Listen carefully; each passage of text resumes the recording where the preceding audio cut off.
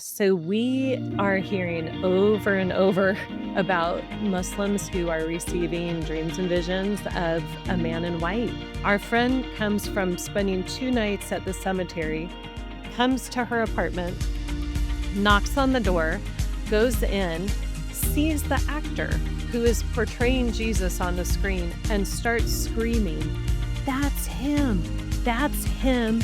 That's the man who showed up in my dream last night and told me he would help me." We don't want to just see the gospel go wide. We want to see the gospel go deep, because really, for the gospel to flow, we want to see people remain where they are, be equipped, be discipled and built up, but to see it done in community.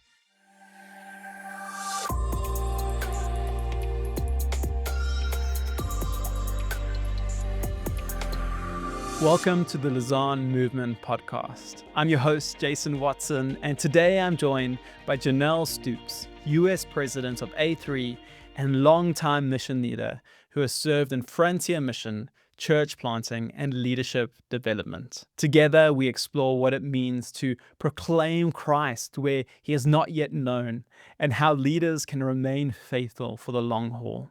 If you're listening, we'd love for you to join the conversation in the Lausanne Movement Podcast space on the Lausanne Action Hub, where you can share your thoughts and engage with our podcast community. And if this episode encourages you, please would you consider leaving a rating and review so that others can discover it too. Now, let's dive into today's conversation with Janelle Stoops.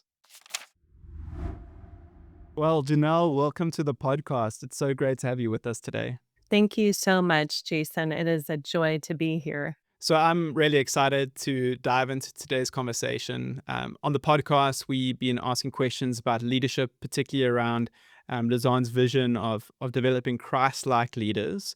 And what I'm really excited about this conversation is that you bring those insights through the perspective of frontier ministry to unreached people groups, leadership development. And so it's really unique voice that I'm excited to draw insights out of and have this conversation with. And so to kick us off, Janelle, you spent much of your life serving in frontier ministry, particularly among Muslim people. Could you share with us a bit about your calling? We love hearing the backstories on this podcast, and just speak to us about particular seasons and experiences where your calling became especially clear. So I was born and raised in a Christian family with parents who loved the Lord and really modeled what it looked like to love Jesus and to serve him wholeheartedly. When I was 16 years old, I remember sitting in a Bible study at church. We had a guest speaker. He must have been talking about missions. I don't remember exactly what he said, but I remember so distinctly feeling like God was impressing upon me at that time that long-term missions was something that he was calling me into. And so with all that I had in me, I said yes. I didn't know what that was going to look like. I was 16, so I really had no clue what that meant. But I did give my yes to the Lord at that point. Then when I was in college, I had the opportunity to go on a short-term mission trip to Central Asia. And when I was there, actually had a really difficult summer. You know, my passport was stolen, I got really sick, but when I was there, I also clearly felt God confirming yes to long-term missions, and I even felt like he was calling me back to that country in Central Asia long term. So I came home after that summer and told my parents, and I must have been incredibly excited because they said, "Please finish college first." And so I said, "I will finish college first," because I saw the wisdom in that. And then I met with my missions pastor, and he also affirmed God's call in my life, but he also had the wisdom to say, "Janelle, there is no way that I'm going to send you as a young single woman back to Central Asia without a team and a team leader." And so I started praying with a a friend of mine weekly that God would raise up a team and team leaders. And In the meantime, I finished college, graduated, went to seminary for a year. And in that period, God raised up a team from my church in California. And it was amazing. So by the time I was 23, I was launching to the mission field. We're going to be diving a little bit deeper into a bit of your story and your calling, but I would like to dive a bit deeper here because we are, as a Lausanne movement, are going through this process where we bringing younger leaders into the movement, and we speaking to them about mission and the future. And there may be some of those young people who are listening to this who may feel like they have a calling, or a calling that's stirring in their hearts to actually go into the mission field and to do something crazy like you had in your heart as a 16-year-old. What advice would you have to young people like that? It sounded like you had a lot of wisdom around you, pastors and parents who were speaking to you. What advice would you have to that young person who's feeling a call to ministry? I would say, first of all, that nothing is better, I think, than having the joy of being a part of taking the hope of Jesus to people who have never heard it before. So I would say go for it. So that's the first thing. The second thing is, yes, surround yourself with people who are going to support you and speak wisdom into your life. I think that is really helpful. So I like to tell young people, talk to your pastor, talk to your missions pastor if you have one, get their wisdom because you really want to be sent from your church and have them supporting you 100%. The other thing that I would say is really take advantage of the time that you have before you go overseas to do a couple of things. So, one is start reaching out. To the people from other nations who are probably around you now. I mean, we're living in such a interconnected global space right now that, I'm sitting here in Phoenix, Arizona, and I have people from all over the Muslim world literally, living right around me. And so I would say take advantage. Don't expect that you're somehow going to go overseas and all of a sudden start sharing about Jesus with Muslims. Start doing it now, take advantage of that.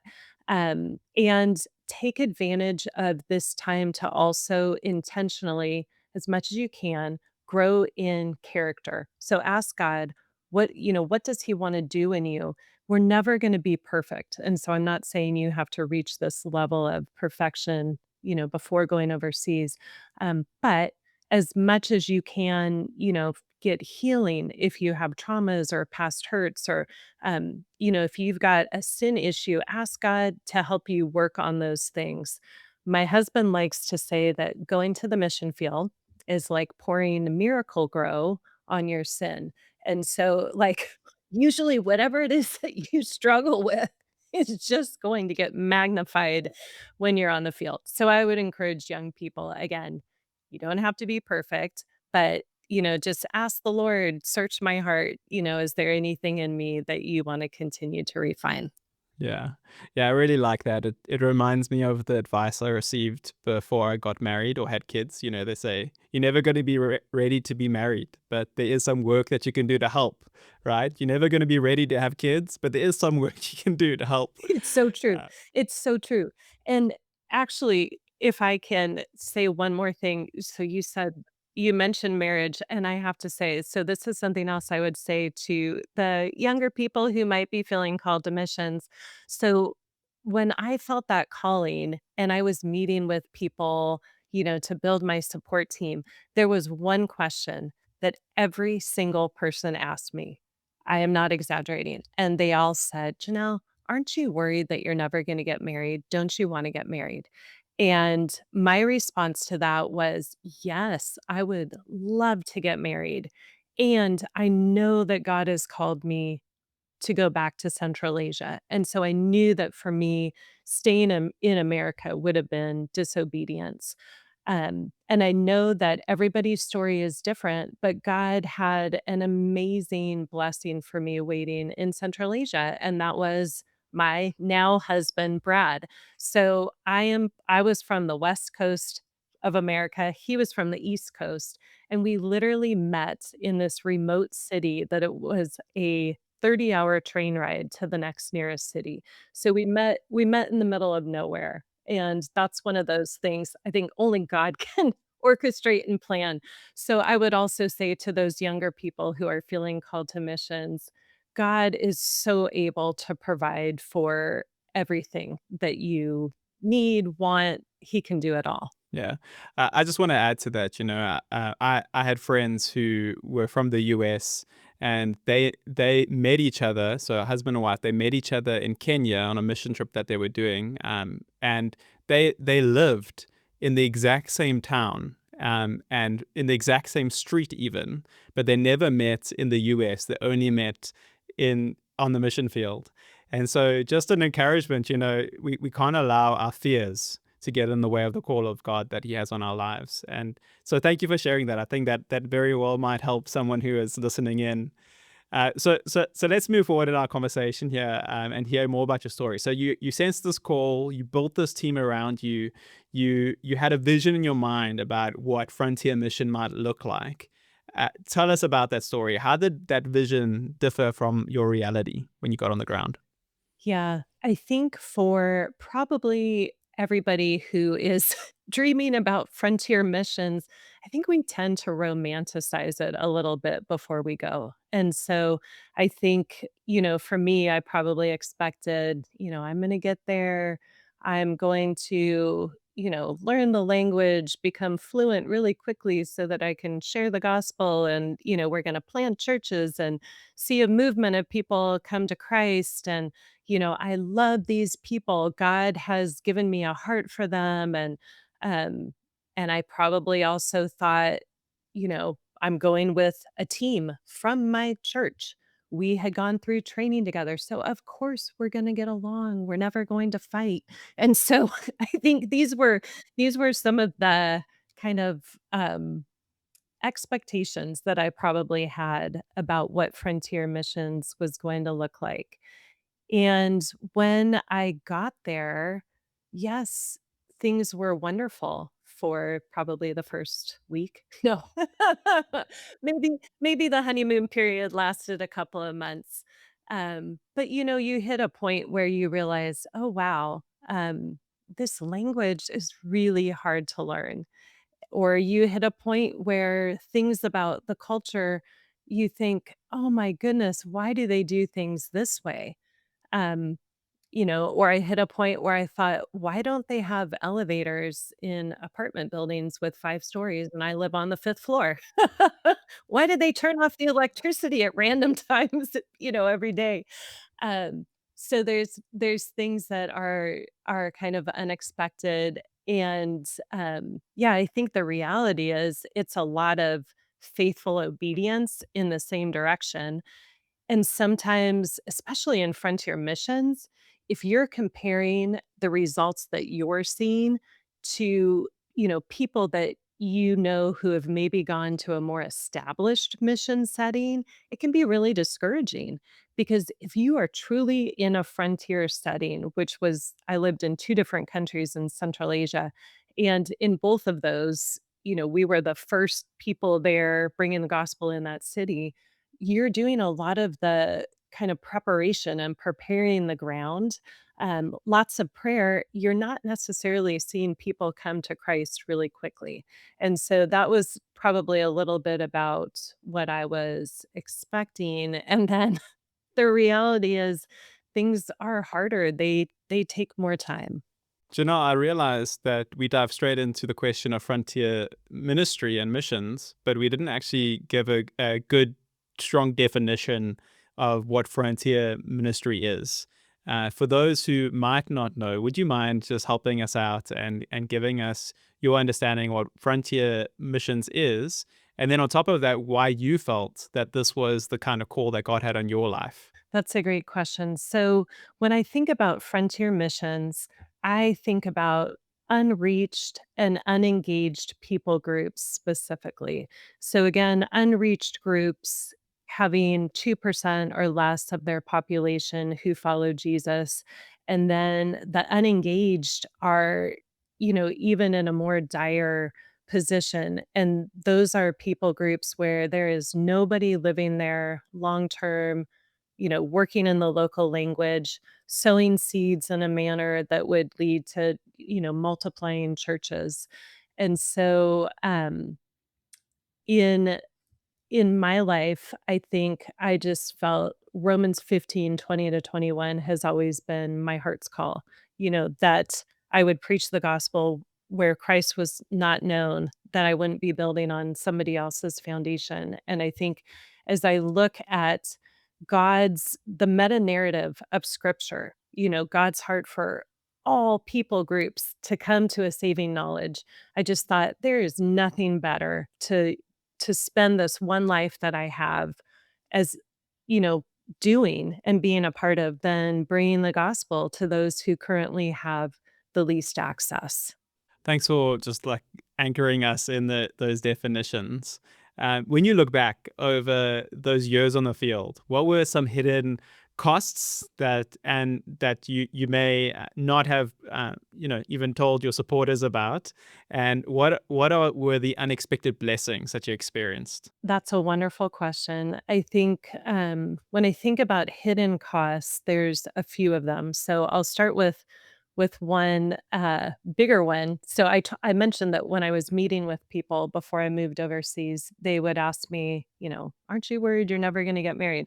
Well, they always asked a second question as well, and that was, "Aren't you worried that you're going to get sick or something bad's going to happen? Like, what are you going to do then?" And here I was, this young, naive, and also really healthy 20 something. And so I would say, well, we have this great medevac insurance. So if something bad happens, I'm going to get flown to another country that has good medical care. Well, after about a year of living in Central Asia, I woke up one morning and had this incredible pain in my side and ended up needing to have surgery and have my appendix out when I was there. And I remember the doctor saying to me, in the local language that I had been learning, and he said, "I just have to warn you, hospitals here aren't like hospitals in America." And I thought, this isn't really comforting when I'm about to have surgery. But I was so thankful that I had been studying the language. So there I am in the operating room, surrounded by these doctors and nurses, and we're only speaking in the local language. And I remember I turned to the doctor and I said, "I'm afraid." And he said to me, "Don't be afraid. I'm right next to you." And right then it was like God reminded me, yes, the doctor's right next to me, but more importantly, God is right here with me. Um, the surgery went well. I was told I was one of the lucky ones who actually got anesthesia for it. So anyway, so I recovered from that, and then I went back to the educational center where I was teaching, and my first day back, all of my students just ran up to me and said, "You're back, you're back." And I said, "Of course I'm back, why wouldn't I be?" And they said, "We thought once you had seen our hospitals that you would have gone back to America." And it was this amazing opportunity just to get to share with them, I'm here because I love the Lord and the Lord loves your people. And, when I think sometimes, we were talking about our expectations about what frontier missions are going to be like. I think we expect we're going to enter in to things like, I'm going to enter into speaking that language or to dressing like those people dress or, eating the foods that they eat. But what I learned, over several years on the field is that sometimes God calls us into more difficult and more profound ways of entering in, which allow us to incarnate the gospel in ways that we wouldn't have without it. And so, you know, the hard things that I experienced in both countries were not fun to go through. And they allowed me to shine the light of Jesus in ways that I wouldn't have been able to if I hadn't have gone through those. So I think, that was some of the hidden costs, but then the unexpected blessing of getting excuse me, getting to really, yeah, incarnate the love of Jesus. So I think a another hidden cost and a related unexpected blessing comes to laying down our rights. So I don't know how it is all over the world, but in America, we tend to be really concerned with our rights. I have the right to be understood or the right for people to think that I'm smart or, the right to good healthcare, whatever it is. We have all these rights that we might be aware of, or we might not even be aware that we're kinda clinging to these things. Um, but when I got to Central Asia, I realized I had to lay those rights down. I had to learn a new language. I sounded like a child when I was learning it. I'm sure I made mistakes all the time. They say you have to make a million mistakes to learn a language. I'm sure that I made more than a million. Um, but in that, people also assume that your IQ is really low because you're speaking like a 5-year-old, so they assume you're probably as smart as a 5-year-old. And that can be you can respond in a couple of different ways. You can feel like, "Oh my gosh, I'm so humiliated, and why is everybody laughing at me?" Or you can respond with, "Okay, God, I need you desperately to help me, and also I need the people here to help me." And really to, with childlike faith, kind of embrace your weakness, and grow from it. So I'd say it was a cost because it was hard. I'm self-sufficient. I graduated from a good school with honors and all this. But I had to kind of lay those things down. But the blessing was just seeing how God provided for me. Um, I think another cost, this one isn't hidden, this one is probably more out in the open, is just leaving family. So I mentioned I went to the first country in Central Asia as a single, but after my husband and I got married and had 2 kids, we went to a different country. And so for this one, now I'm married with a 2-year-old and a 6-month-old, and the cost of taking our kids away from their grandparents, it was incredibly hard. But the blessing was also that God provided. So he provided friends, both Central Asian friends as well as, friends on our team who became like family to us.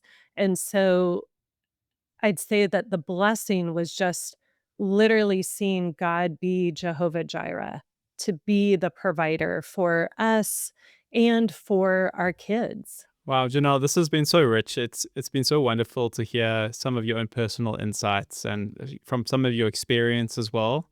And I was just reminded as you were speaking about how you had to become like a child to learn the language, and how that so connects with what Christ said we must do. We must become like children, and it's through that humility that often Christ is made known even more. And so, thank you for bringing that and sharing it with us as a podcast audience.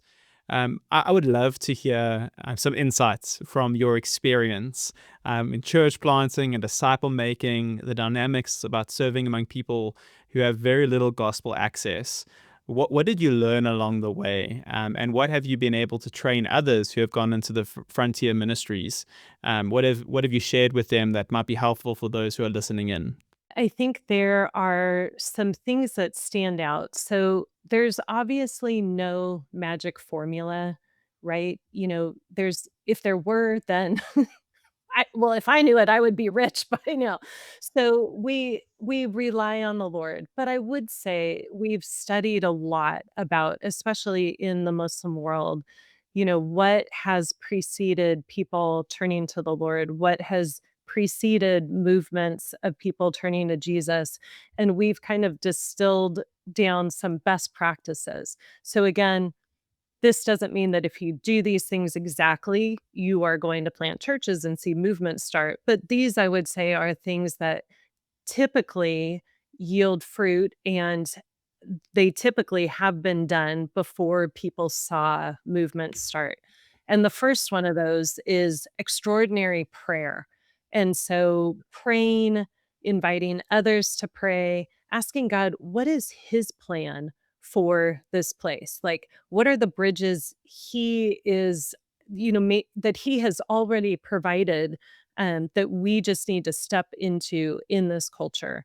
I think sometimes we tend to say, I've tried everything else. Okay, I'm going to pray. But really, we've seen just the importance of prayer. We can't do anything without it. And so I'd say extraordinary prayer is a big one. Also sowing seeds broadly. And we live in a day and age where most people have a mobile phone, right? And so social media is an amazing way. It's something that we didn't have, back when I first went to the mission field years ago.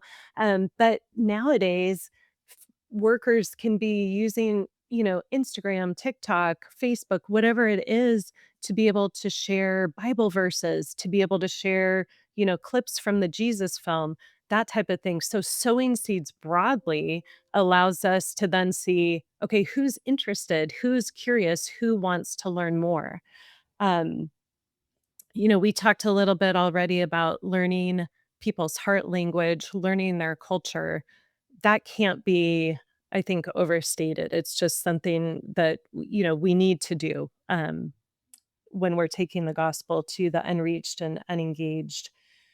Another one is to live, to dress, to act like a spiritual person would in their culture. You want to be seen as somebody who fears the Lord, who takes their relationship with the Lord seriously, so that when those people have questions about Jesus, they're going to know to go to you. And you're going to act in a respectable way. So they're actually going to want to listen to what you have to say.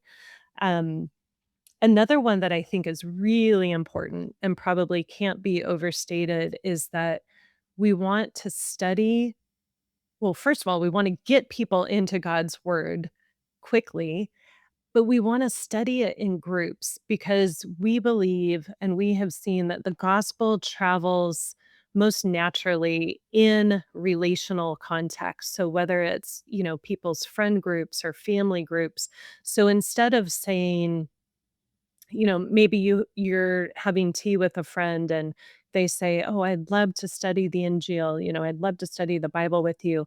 Instead of saying, "Okay, let's meet next week," say, "Do you have, a family member? Would your mom, your aunt, your sister like to join?" And to see if you can gather at least them, with one other person or two other people, so that you're not extracting them, because really for the gospel to flow, we want to see people remain where they are, be equipped, be discipled and built up, but to see it done in community. um, we're also wanting to work with local believers, if there are any, and Lord willing, eventually when you go in frontier missions, you will see people come to Christ, and then to say, how can I partner with these people, knowing that they're going to be more effective than you ever will be in sharing the gospel with their own people. And then the last couple I think are so important, and that is allow them to discern through the scriptures, what does it look like to be a follower of Jesus in their culture? And so when we started having people come to Christ, I remember I was meeting with this group of ladies, and they were asking, what does it look like? What does the Lord's Supper look like in our culture? Like, do we have to learn how to bake different bread like we've seen, other people groups do?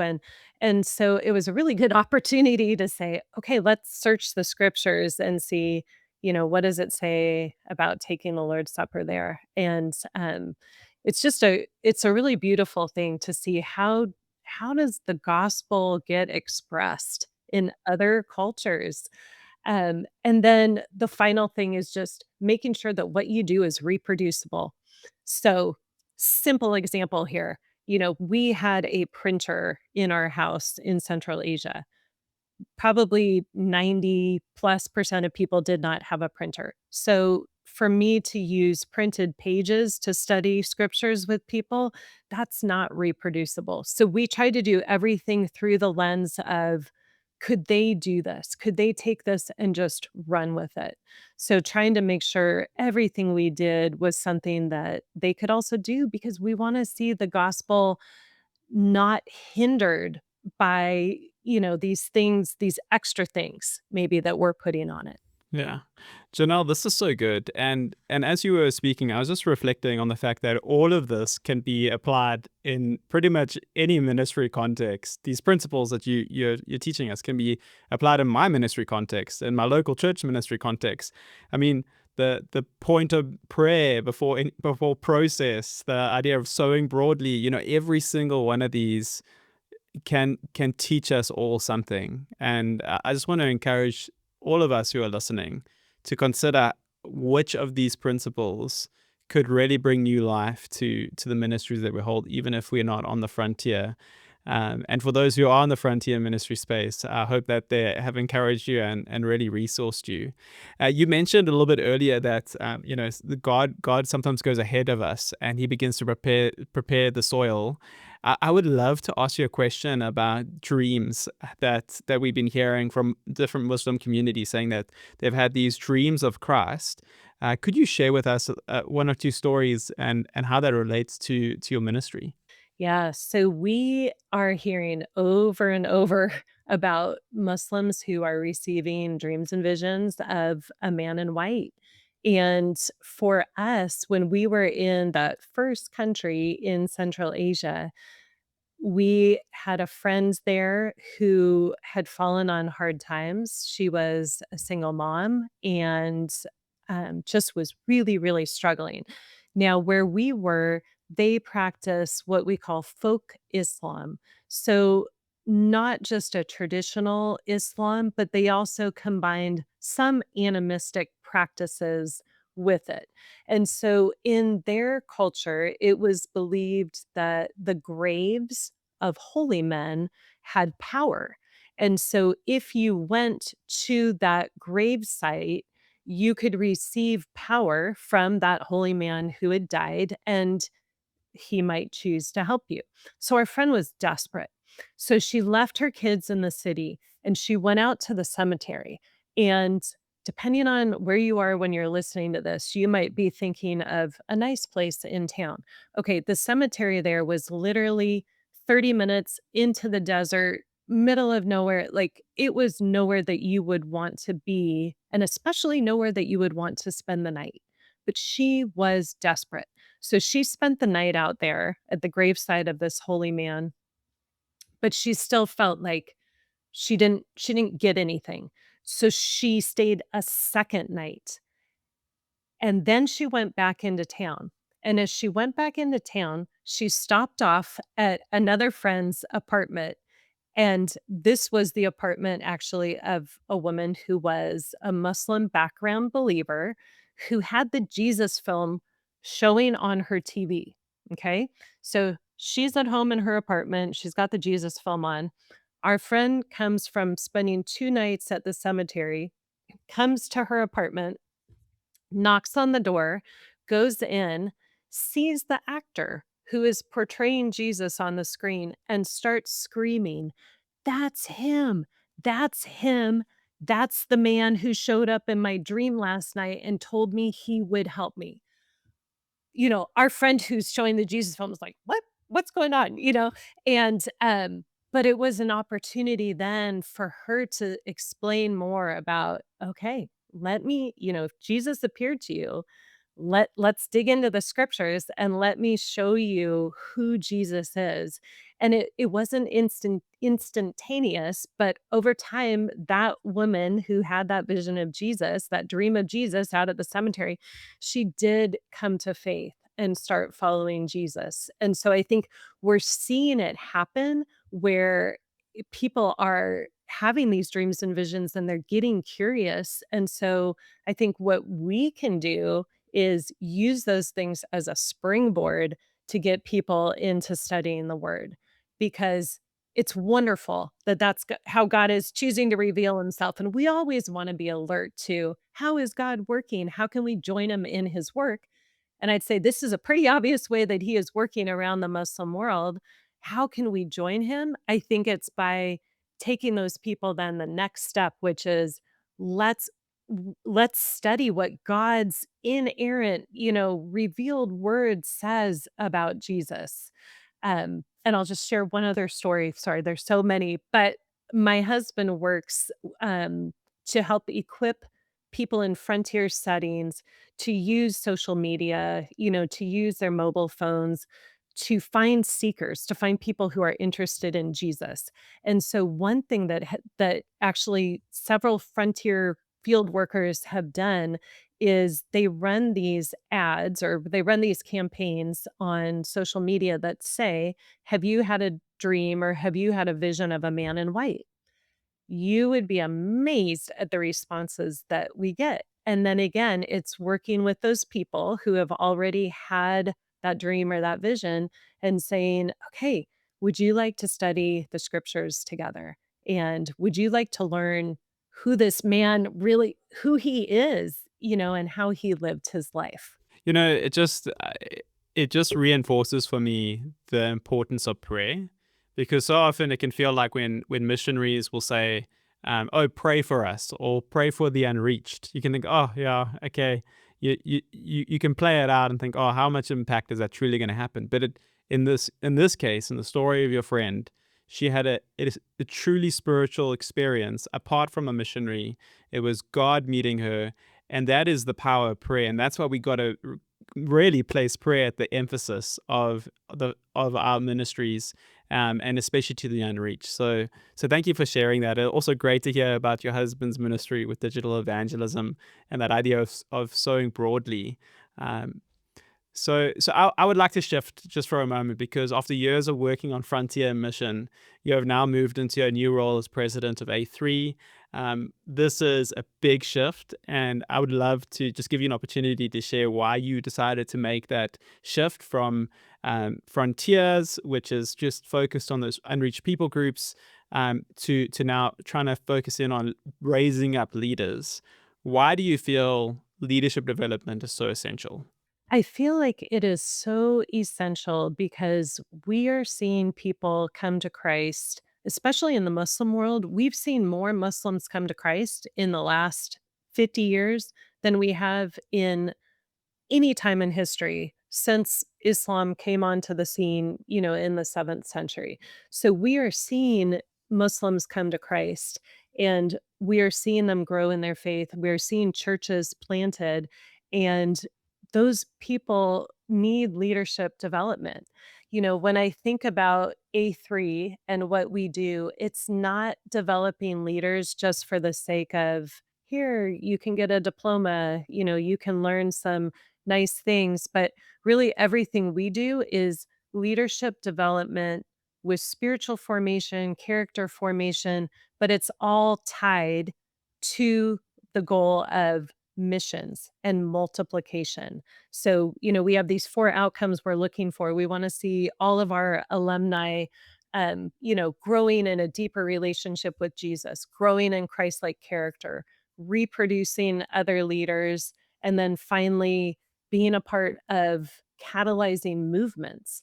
And so really I see it as, again, I've mentioned my life's verse is really Romans 15:20 and a 21. How is that gonna happen? I think it's gonna happen as we, yes, continue to send from everywhere to everywhere, but it's also gonna happen as we're developing leaders who are then equipped to be a part of this role in seeing Christ's gospel go to the ends of the earth. I think when we look at where the church is growing today, so whether it's again in the Muslim world or whether it's, look at Africa, statistics say by 2030, I think it is, that the typical evangelical Christian is going to be a young African woman. So we're looking at, okay, how could we support her? How can we come alongside of her to give, yes, the practical skills, the competencies, that are needed in leadership, but also, even more importantly, to come alongside the spiritual formation and the growing in character that's needed in order to bring the gospel to the ends of the earth.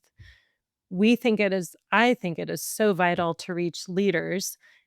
I will say in America, we have seen time and time again, if the senior pastor or if leaders haven't really grasped and really, really bought into the meta narrative of scripture, God's heart for the nations, if the senior pastor doesn't have that, they're usually more reticent to send people out from their church body to the nations. And that's another thing I love about what A3 is doing in leadership development, because when we can get pastors and businessmen and women, young professionals, all bought into, and bought in is probably the wrong word, but excited about, like, this is God's plan for all of us to be a part of, and if we can get everybody, um, just on board with that, I think we're gonna see the gospel go to the unreached and to the unengaged. So you've already mentioned a few spaces that you as A3 are really trying to focus in on in terms of development and intentional focus. From your perspective, what are you seeing as the biggest gaps between the leadership responsibility, the expectations, and the weight of responsibility placed on leaders, and how they are actually formed today? So where are you seeing the gap between expectation and reality? Yeah, that's another great question. I think, so one gap is just, again, people oftentimes are promoted into positions of leadership, into roles of leadership, but maybe aren't receiving the technical skills that they need before stepping into that. I know this oftentimes happens with women as well. So they're not really set up for success if that's happening. So we want to see people get the technical, just the really practical skills that they need in leadership. How do you give reviews? How do you handle conflict? How do you come up with strategic 5-year plans and all of that? But another big kind of gap that I see is this space for character formation and spiritual formation, because we don't want to just see the gospel go wide. We want to see the gospel go deep. And so I think, especially leaders, oftentimes they need safe spaces to be able to wrestle with maybe things that God is showing them that they need to work on. And so we are wanting to provide, like in A3, we have people join cohorts, and so they're learning these leadership skills in a cohort as God is working on their spiritual formation. And so it's a great opportunity for people to grow in character as well. I like to say that your competence and your charisma should never outpace your character. And I think when it does is when we see leaders fall. And when they fall, they usually fall publicly and very painfully. And so we are wanting to see leaders developed who, at the foundation, have this deep relationship with Christ, because it's from that foundation, from those living waters, that they are going to not only, you know, be able to lead, but to really thrive and to bear fruit, which is what we all wanna see. I was wondering if there are any resources online or any way that people, if they're hearing what you're speaking about with A3 and they're thinking to themselves, wow, this sounds interesting. Is there some way that we can send them any websites or contact person that they can connect with to find out more about what A3 does? Yeah, so if they go to a3.co, so a3.co, they can learn a lot about, kind of our method, what we do, as well as some of the different countries that we're operating in. So we're in about 25 countries, with invitations to expand into about that many. And so, yeah, it's been really neat to see this process work. It's what we saw Jesus do with people. He chose his 12. We take people in groups of like 12 or 15 through this process where they're meeting together in person and going deep and forming relationships of support. And yeah, so we would love for people to check out our website. Fantastic. I'm gonna make sure that I put that in the show notes for those who might not have access to their device right now.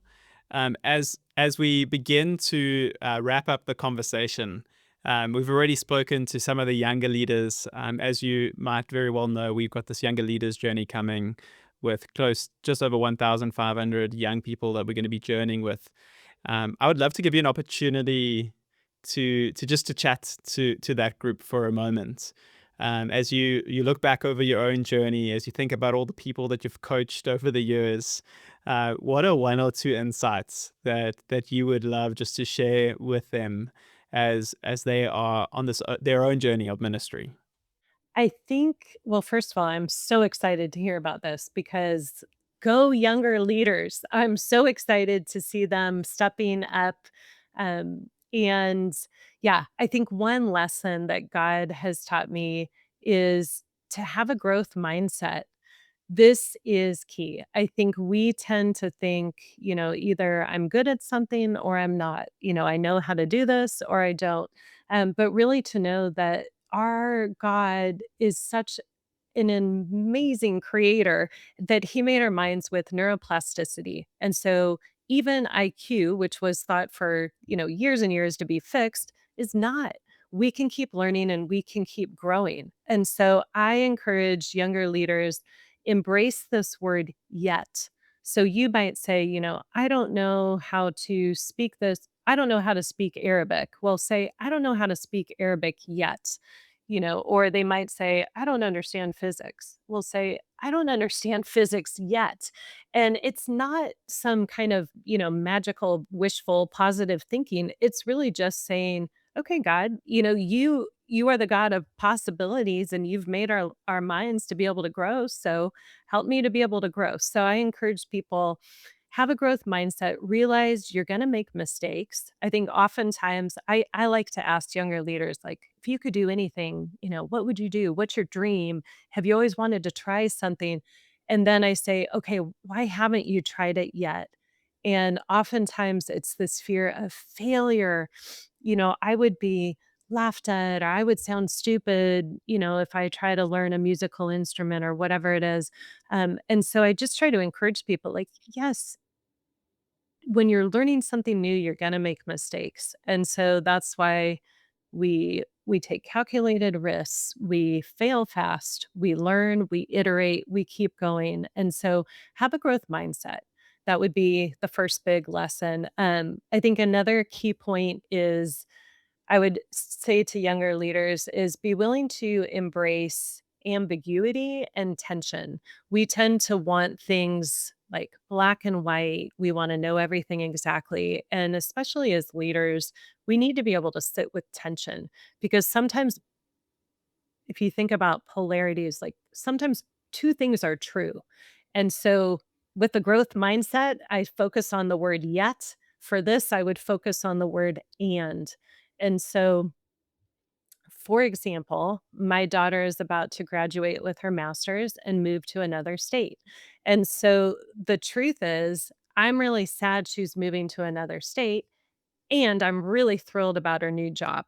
And so just to be able to hold sometimes those two things with tension is really important. Um, and then I think the final thing I would say is learn how to handle conflict in a godly, healthy manner. I think we oftentimes, as leaders, either shy away from it, or then there's some people who kind of search it out and maybe enjoy it. But I don't know that many of us were really taught, especially as leaders, how to handle it in a healthy way and to see it as an opportunity for growth. And so I like to encourage people don't focus so much on your position. I'm part of this political party or that political party. Try to get to the heart of what what are the values that are important to that person? Because if you can strip away your positions and some of the, maybe words that are triggers, but focus on like, what is important to you, Jason? There are probably ways that we can get to solutions and work through the conflict that that would be mutually, beneficial for both of us. So I think learning how to handle conflict is gonna be so important for leaders, young, old, any age.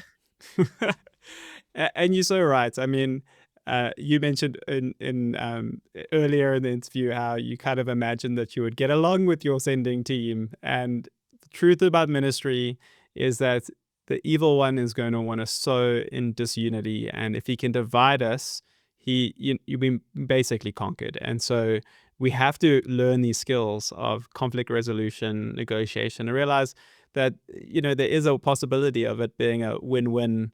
And I liked your positioning of looking for the values. So thanks for pointing us in that direction. Janelle, this has been such a rich conversation. We've spoken about frontier ministry, we've spoken about leadership development, we've spoken to younger leaders. As you reflect on everything we've talked about, what is one thing that you hope just stays with those who are listening? So when I think about one thing that I would like to stick with people, I would love for people to think about longevity. And so in order to be faithful, fruitful leaders for the long haul, I want people to think about seasons and rhythms. And you'll notice that I'm not using the word balance because I don't think that balance is possible to achieve. But I just think about my life and ministry, being going from single to married, with 4 kids, and then having roles in leadership for several years, and just thinking, how do we do this in a faithful way, in a fruitful way? And what I like to focus on are healthy rhythms and seasons. And so, God made certain trees to lose their leaves in the fall before the winter snows come. And with those trees, every now and then, sometimes, in that area of the world, sometimes snows will come early. If the trees haven't lost their leaves yet, the branches are going to break. They're going to break under the weight of the leaves and the snow together because God didn't create the trees for more than one season, right? They are supposed to lose the leaves, then get the snow. And in the same way, I think for us as people and especially as leaders, we can tend to maybe step into a new position in leadership, and we kind of like some of the old season and we drag it with us into the new one, but we weren't meant to carry the weight of that. And so I want to see leaders today thrive and be healthy for the long haul. And so I would say practice silence, practice solitude, let God really minister to your heart and to your soul, because I think that's going to be what sustains you for the long term. And I want to see Yeah. people last. Janelle, this has been so rich, and if anything, this is a real takeaway and action item for so many of us to be more intentional about the silence and solitude, and think about the seasons that we are in.